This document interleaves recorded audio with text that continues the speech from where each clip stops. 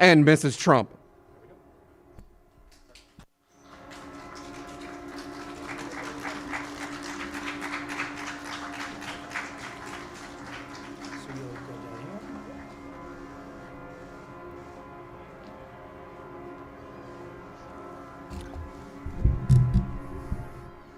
Thank you very much, please.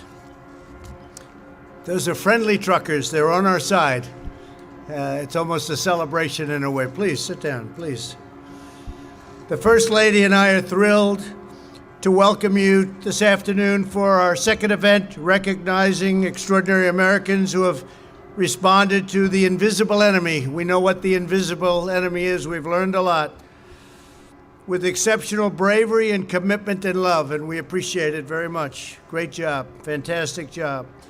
In the midst of this pandemic, our nation has been united in grief and in prayer for the precious lives that have been lost.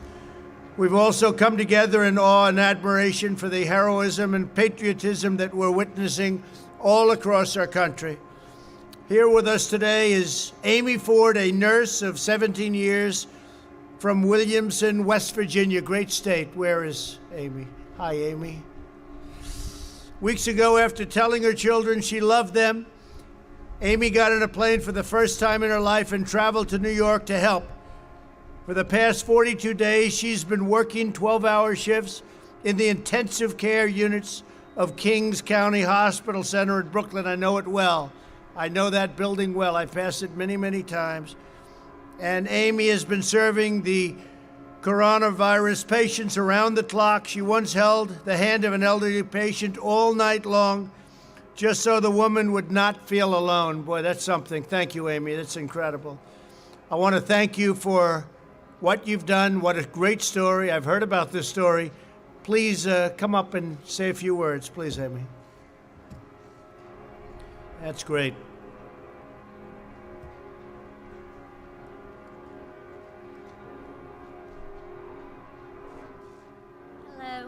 I want to thank you for having me here today.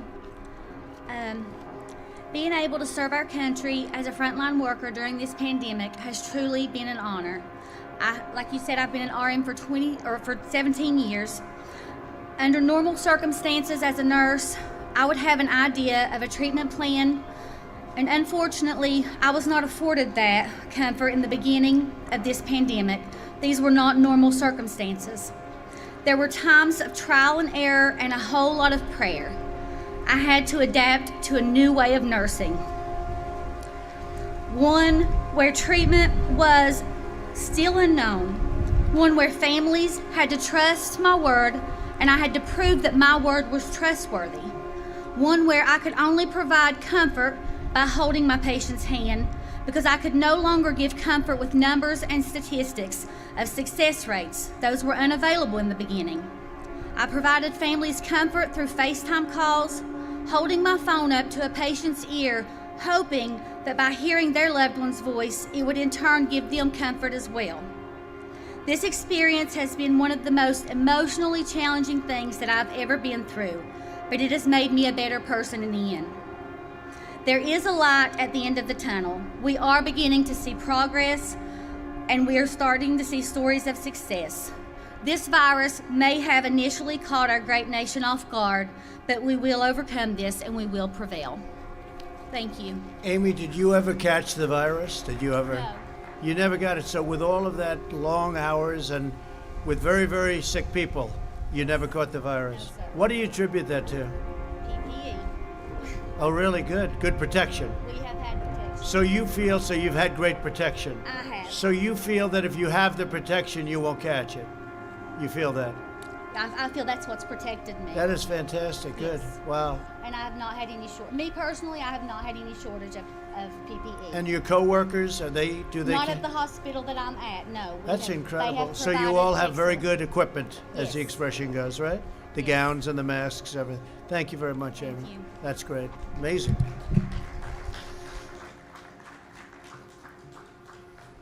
It's a great story. Also with us is Ben Ross, the co-founder of a small custom tie business called Brackish Bow Ties in Charleston, South Carolina. Great place. Ben is also, with his team, has shifted to producing protective masks for medical workers, and he's done it completely free of charge. That's fantastic. As Ben says, we've pushed the gas pedal down and we haven't let up. So Brackish Bow Ties has donated more than 2,000 masks to 31 medical facilities in 10 states. And Ben's also been able to keep all 48 of his employees on the payroll thanks to the Paycheck Protection Program. Great, Ben. Could you come up and say a few words? I can tell it's you by the tie. I assume that's the man I'm talking about. Thanks, Ben.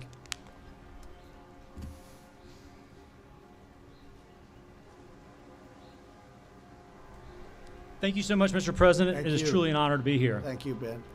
It is because of Jeff Plotner's guiding hand, the passion of the entire Brackish team, and the leadership of this country that we are being recognized here today. I am humbled to be in this garden today with such an amazing group of individuals making such a difference during these unprecedented times. Congratulations to you all, and thanks so much for all y'all are doing. I have no doubt that the United States of America will soar above this and come out stronger and more grateful for family, friends, community, and this nation, because we all know we're all in this together, and only together will we be able to curb coronavirus. Thank you. Thank you. Great job. Thank you very much. Thank you, sir. Fantastic. And I like that tie very much, by the way. Today we also honor Sergeant Spencer Garrett, an officer with the New York PD, that's New York's finest, that's for sure, right? Who contracted the coronavirus. After 4 weeks of fighting a painful battle against the virus, Spencer recovered and immediately returned to the front lines. Grateful for all of the support of his family, friends, colleagues, and time, all of the people and the work he's done, Sergeant Garrett wanted to provide that same kindness to others. And I know so many of the people members of New York's finest, that we love them and say hello to them, okay? With the aid of his union, Spencer's made it his mission to support these fellow New Yorkers. So if you would, I'd love to have you come on up and say a few words. Thank you.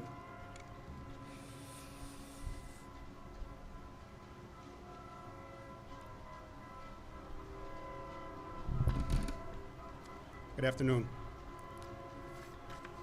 First, I'd like to start by thanking President Trump and the First Lady for their unwavering support of the NYPD. Thank you. As one of your hometown cops, I thank you for your leadership during these uncertain times. On March 29th, I tested positive for COVID-19.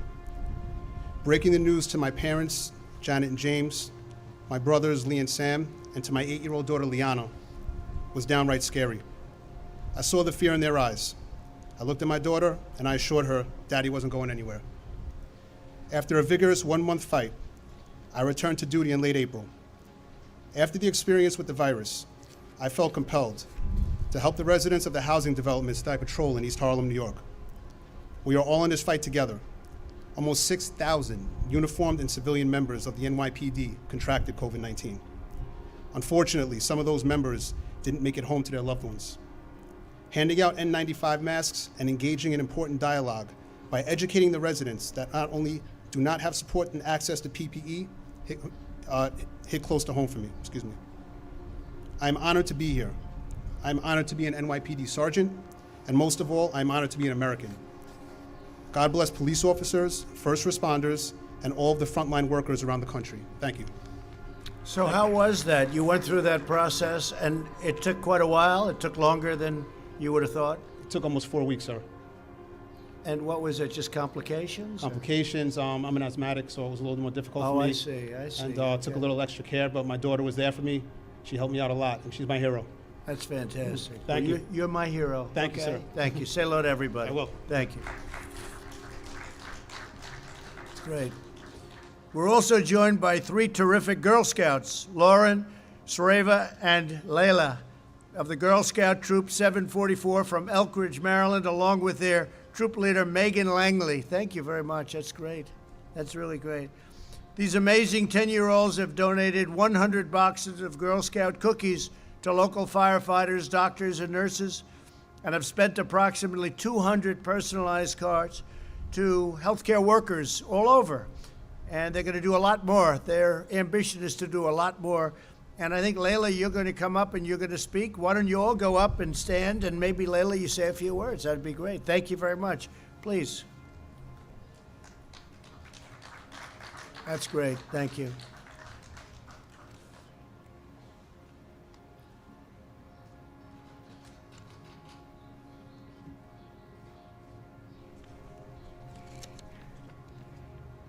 Hello, my name is Layla Khan with Girl Scout Troop 744. I just wanted to say thank you, Mr. President. It is an honor to have been invited to the White House, and it has been a very exciting day. We'd like to first thank you and your staffers for ensuring our safety today. We appreciate all the safety measures that were put into place. In the middle of March, when everything began to shut down, we, like many Americans, felt compelled to support our healthcare and other essential workers and show our appreciation. We donated cases of cookies to our local firehouses and hospitals, and we made cards to mail to hospitals in our community. Our troop has a number of parents that are healthcare workers, so one of the parents helped to take our personalized cards and place them on the lockers of doctors, nurses, and other essential workers throughout Children's National Hospital. While we are honored that the troop was invited to be here today, we know we are just part of the millions of other children out there that are doing amazing things to support their community, their friends, and their family. It is a privilege to be here representing all of them. They've made cards, painted pictures, held virtual parties, and have demonstrated how we are all in this together. Our message is that everyone can do something, whether it is donating cookies, adjusting to distance learning, or just helping out our parents. We have come together to support each other during this uncertain time. Thank you for the opportunity to serve our community, our essential workers, and our country.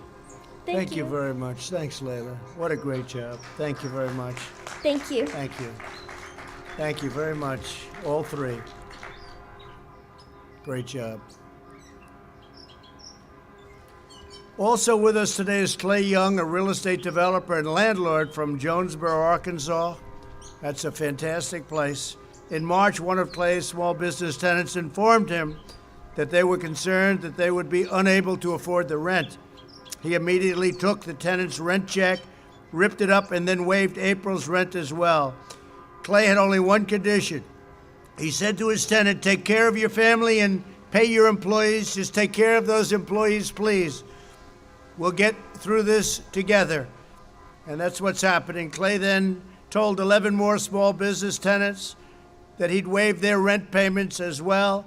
With the help of PPP loans, many reopened the doors this week. They just reopened. So, Clay, I want to thank you very much on behalf of all of us in this country. And if you'd come up and say a few words, that's a great thing. Thank you, Clay.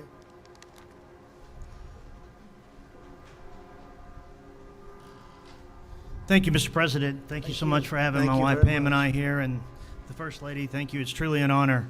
And I also want to say how proud I am to be part of a community and a great nation that we've all gathered together to help one another through this trying time.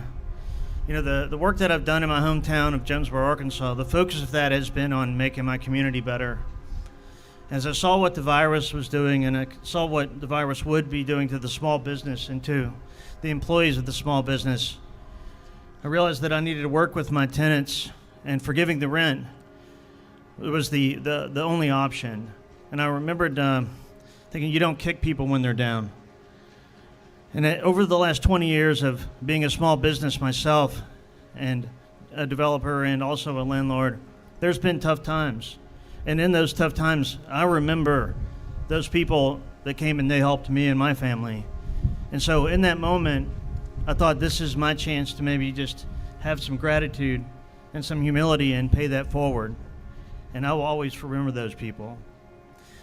So then after that, I helped my tenants with the PPP loans, and I helped them help to participate in this amazing program that what has really served as an invaluable bridge for us all, which brings us to where we are this week. So as we work towards reopening the economy and maybe returning our lives to some sense of normalcy, I just want to say thank you so much again for having me here today. Well, I want to say to you also, and being a landlord, it's a pretty good business, and I heard you've done really well, and it's nice what you've done, Clay. We appreciate it very much. Thank you, sir. Thank you. Say hello to the people of your state. Your state is wonderful. Thank you. I like it. You know that. Thank you, Clay. So during this difficult time, our citizens are rising to the challenge, just as generations of Americans have done before us. America has never faced a trial like this. We've never had anything like this happen.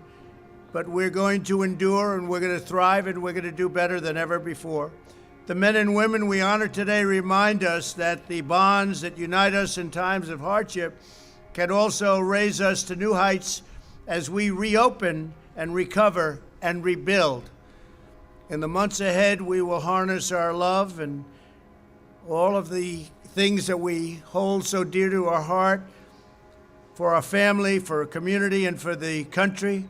And we'll make America greater and stronger than ever before. And we're going to transition into greatness. We're going to be seeing it, and you're going to be seeing it very soon. There's a pent-up demand, and there's a pent-up love, and there's so many things happening, and you're going to see the fruits of all of the work that we've all been doing, working 24 hours a day in some cases. So I'd like to thank everybody for being here, especially our great heroes, because that's what you are, heroines and heroes. It's exactly what you are. And I'd now like to ask these wonderful and courageous Americans to come forward as I present them with a letter of recognition. And I want to thank our First Lady. This was a very important event for First Lady Melania. Thank you very much. Great job you're doing. Thank you. Thank you, honey. Okay, please.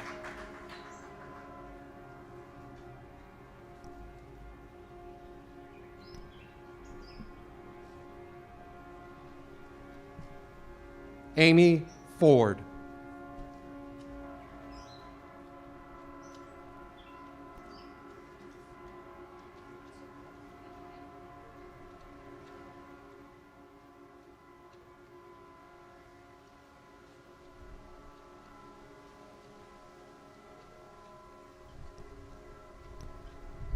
Ben Ross.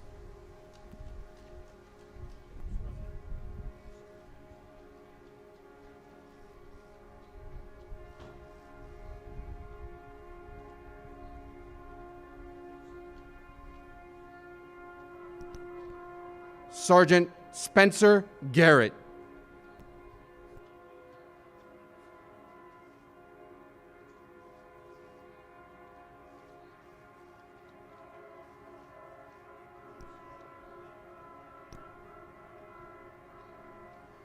Lauren Matney.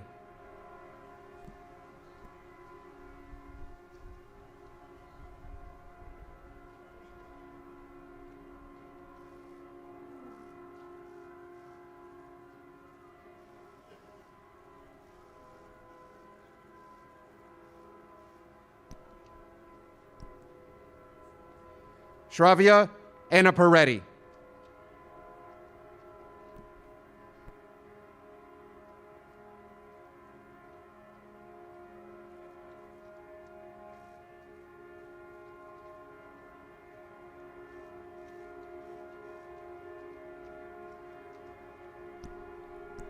Layla Khan.